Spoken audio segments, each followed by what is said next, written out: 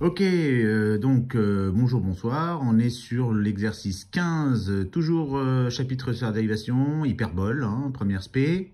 Et on a, donc on va faire plusieurs exos, hein, 15, 16, 17. Et donc on a la fonction carré. Fonction carré, c'est quoi? C'est donc, elle est définie comme ceci, pour tout x appartenant à R, f de x égale x carré. Ça veut dire qu'à tout nombre réel, on lui associe, par la fonction f, son carré. Voilà ce que c'est que l'image de x, c'est x carré. Bon. Louise a calculé le nombre dérivé de f en moins 1. Et elle a obtenu f' de moins 1 égale moins 2. Bon, très bien. f' de moins 1 égale à moins 2. Et elle affirme, dans un repère orthonormé, la tangente à la courbe représentative de la fonction f au point A de coordonnées moins 1, 1 a pour pente 2. Alors, qu'est-ce que c'est que le nombre dérivé? On avait déjà dit ça dans une autre vidéo. C'est que, donc ici on a une pente, donc on va prendre la fonction carrée. Elle ressemble à peu près à ça. On va prendre le point d'abscisse moins 1. Le point de C d'abscisse moins 1. Voilà. Ça c'est le point A, qui a pour coordonnées moins 1, 1. Ouais. Et elle a trouvé quoi? Elle a trouvé, Louise, une tangente. Voilà, qui a pour... donc il vaut, donc f' de moins 1 vaut moins 2, ça veut dire que le coefficient directeur de la tangente au point d'abscisse moins 1 vaut moins 2.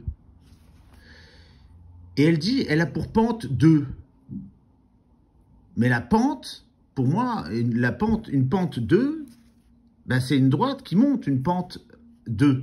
C'est vrai qu'ils disent critiquer cette affirmation. Alors c'est un peu ambigu parce que critique... bon, alors moi je dirais la pente vaut moins 2. Ça veut dire qu'on descend. Voilà.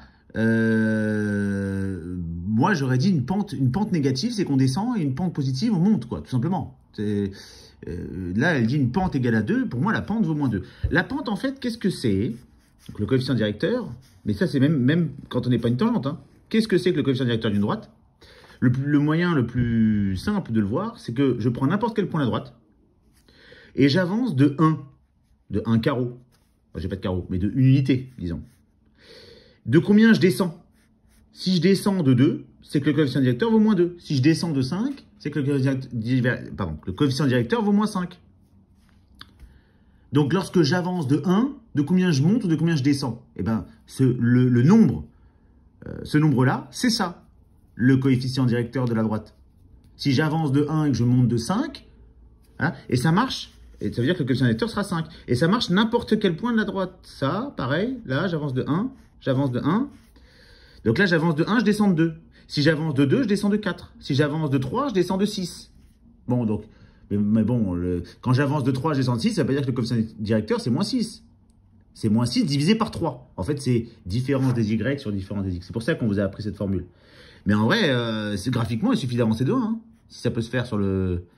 On avance de 1, et là, il n'y a pas de formule. Hein. De combien j'avance, de combien je monte, de combien je descends. Terminé. D'accord? Donc voilà, donc pour moi, la critique que je pourrais faire sur cet exercice-là, enfin, critiquer cette formation, pour moi, ce serait ça. Hein. Ce serait que la pente, pour moi, elle ne vaut pas 2, mais elle vaut moins 2. Voilà. Voilà. Alors, on va passer au 16. Voilà. Alors, le 16. Hop, voilà. On va regarder de quoi il s'agit. Ok, alors le 16, on a dans un repère ci-contre, alors c'est en étroit lien avec ce que je viens de faire. Quelle est la valeur du nombre dérivé au point d'abscisse 4? Donc le point A, là, il a pour abscisse 4. Et c'est un point de la courbe et de la droite, évidemment. Et donc on a la tangente. Alors, le nombre dérivé, c'est le coefficient directeur de la tangente. On vient de le dire. Et le coefficient directeur, qu'est-ce que je fais? J'avance de 1. De combien je monte pour récupérer la droite? D'accord? Là, en fait, en gros, je vais partir de n'importe quel point de la droite. D'accord? Partons de A, par exemple. Quand je pars de A, j'avance de 1. De combien je monte? Je monte, moi, je dirais de 1. Bon, comme il n'y a pas de carreau, c'est un peu plus dur à voir ici. Mais il y a un autre point qui est agréable à prendre, c'est celui-là. Parce que là, lui, il passe clairement par ce point-là. Hein. D'accord? Donc, lorsque j'avance... Donc là, je suis à 3. D'accord? Là, je suis à 3. Là, c'est le point d'abscisse 3. D'accord? Eh bien, lorsque j'avance de 1, Donc, je vais de 3 à 4. De combien je monte? Là, j'arrive, le point A, il a pour coordonnée, son ordonnée, c'est 1. Donc, de combien je monte? Bah, je passe de 0 à 1. Donc, je monte de 1. Donc, quand j'avance de 1, je monte de 1. Ça veut dire que mon coefficient directeur, c'est 1. Si j'avance de 1, je monte de 3. Mon coefficient directeur a été 3. Donc, pour moi, f' de 4, bah, donc f' de 4, on va écrire. F' de 4, c'est le coefficient directeur. C'est le coefficient directeur. Directeur, voilà. De la tangente au point d'abscisse 4. D'accord? Donc f' de 4, pour moi, il vaut 1.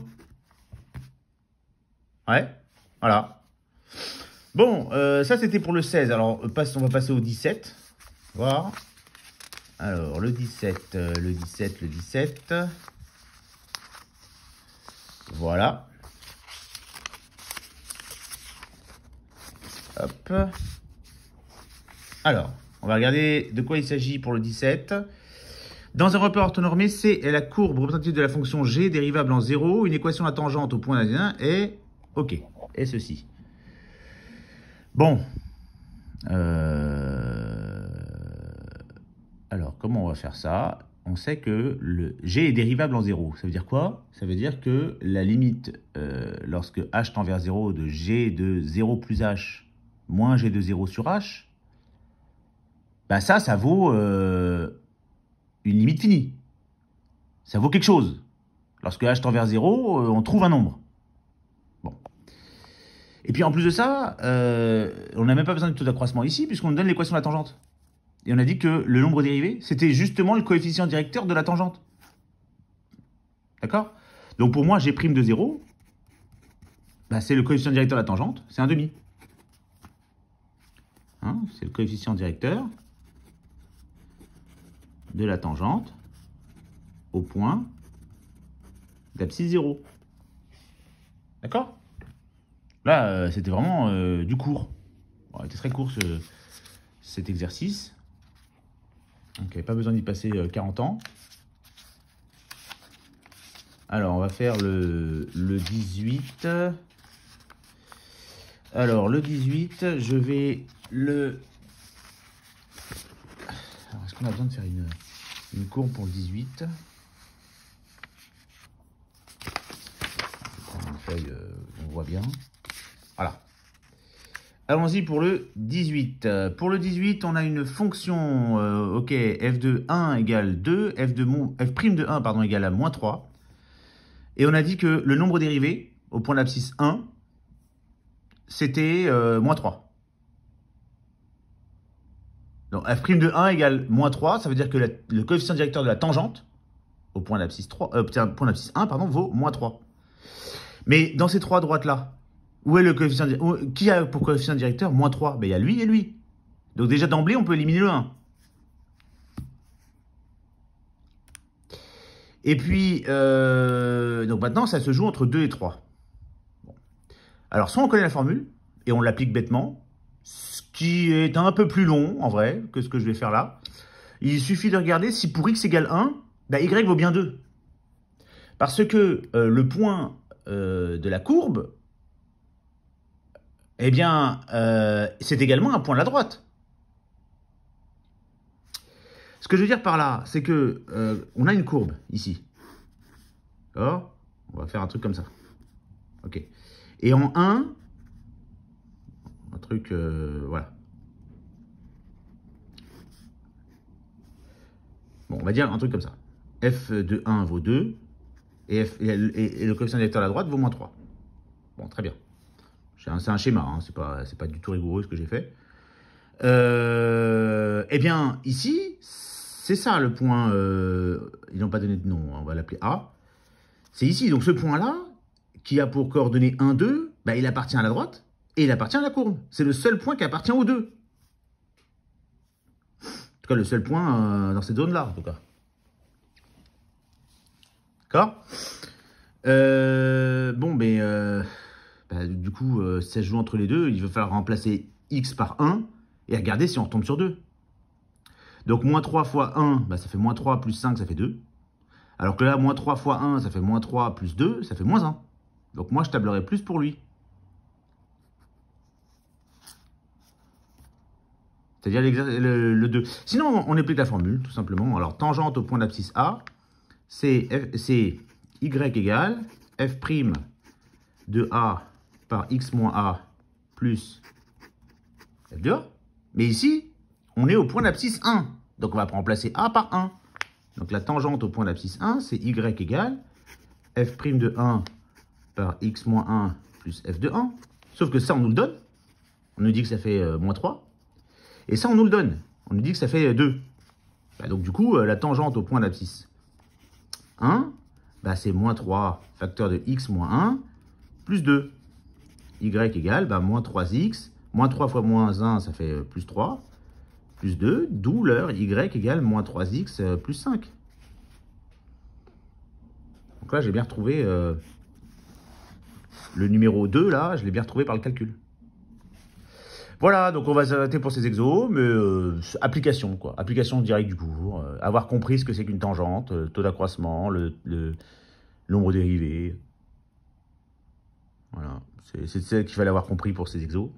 On est sur le début du chapitre, c'est les premiers exos, donc c'est vraiment savoir si on connaît nos formules et on sait les appliquer, et on voit surtout graphiquement ce qui se passe.